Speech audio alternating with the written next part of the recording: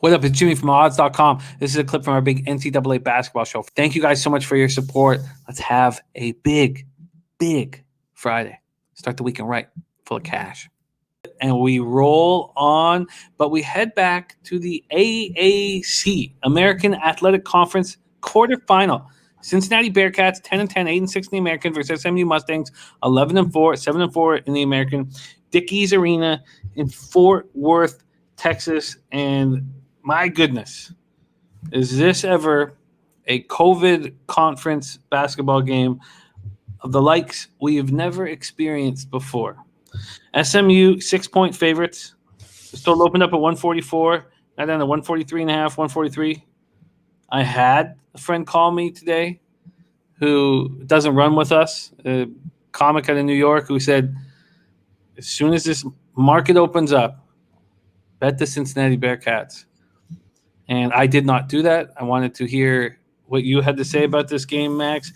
This is a strange one. Due to COVID issues, SMU hasn't played a game since February 8th.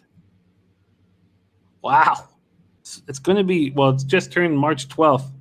This team hasn't played in over a month, and here they are in the conference quarters. When we last saw them, the Mustangs were a strong defensive squad, allowing just 66.6 points per game. They put up 74.3 points per game, led in scoring by the dynamic 5'11" point guard Kendrick Davis, who averages 17.7 points, 7.6 assists. 6'8" junior Fern Hunt doesn't have a lot of meat on them bones, but he averages 11.9 points, 8.3 boards. God, 6'8" guy like that, you need some weight on him, man. He's very skinny. The only other Mustang averaging double digits, Canadian Emmanuel Bandumel.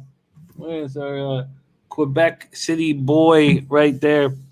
They hit 45.7% from the field, 34% from three, and 73.8% from the line. Cincinnati snapped a late two-game losing streak by winning at East Carolina 82-69. They dealt with injuries and players leaving for personal reasons throughout the year, most notably losing third leading scorer and leading assist man point guard David DeJulius left the team in February. They're led by Keith Williams, who averages 15 points and very strong guard, but they're missing their point guard. No one else. Oh, they have one other player averaging double digits. They score 69.9 points per game. They struggle with their shot at times, hitting 43.1% from the field, 31.1% from three, 65.9% from the line. Max, what an interesting COVID situation we have here in the American Athletic Conference quarterfinal, Cincinnati SMU. Jim, sometimes things look too good to be true, and I'm really hoping that this isn't one of them. We're taking Cincinnati. It's the only way to do it. What I've read from Tim Jankovic is that this team hasn't really had any normality. They haven't had any proper structure. And it's probably going to take them at least a half to get into at least some sort of game ready mode. I don't like the spot for SMU. I don't think that anybody that looks at betting from a situational aspect likes it. I think that if you don't have a guy like Yorane out there, that's going to hurt. Maybe you don't have Darius McNeil again. So that puts a lot of pressure on guys like Tyson Jolly and William Douglas and Charles Smith to give you some production. Obviously, you got a lot of size with this SMU team, so they can definitely wear you down at times. And they have a Canadian, like you said, with Bandomel. Obviously, he's a French Canadian. It's important to distinguish between the two, but he's still one of us, and I hope that he has a great game. I just hope that it doesn't impact the spread when we take Cincinnati. I think that with this game, I look at Cincinnati also in the first half. I don't like the roster issues for Cincinnati, but I have liked the play of Jeremiah Davenport and Micah Adams-Woods. They both have stepped up and given Keith Williams some other complimentary scoring, which at times has been a little freaking mute. Maybe they also get some production from their walk-on Mason Madsen, who's been able to hit a couple threes, get to the free throw line. You know, he just plays with some goddamn heart. So I think that Cincinnati has to avoid foul trouble. They have to avoid a slow start by scoring in the paint early. And listen, with their scoring production, it's got to come from someone else other than Keith Williams. They played really shitty in the day, so hopefully that doesn't freaking follow them in this game. But I think that this is Cincinnati team that's going to be able to limit their turnovers. They're going to have a lot of assisted buckets. They're going to be able to convert their free throws late. And they should be just in a better freaking position and a better shape to play this game. If they hit 45% from the field, 10 threes, 15 plus free throws, and they have 16 plus assists, they're winning this game outright.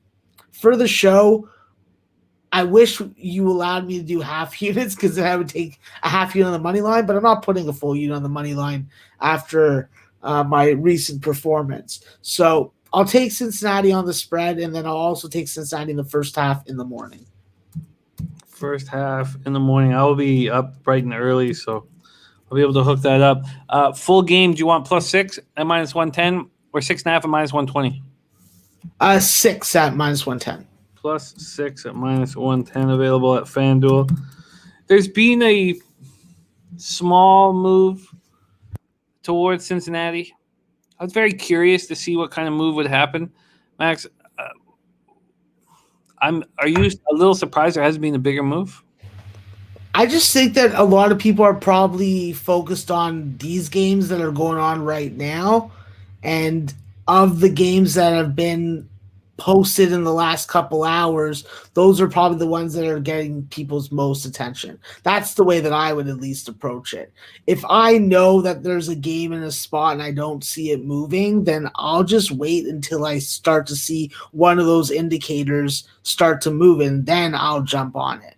But if I know that the line isn't going anywhere and it's not getting heavily hit, then I wait as long as possible because of COVID injury info. So, understandably so.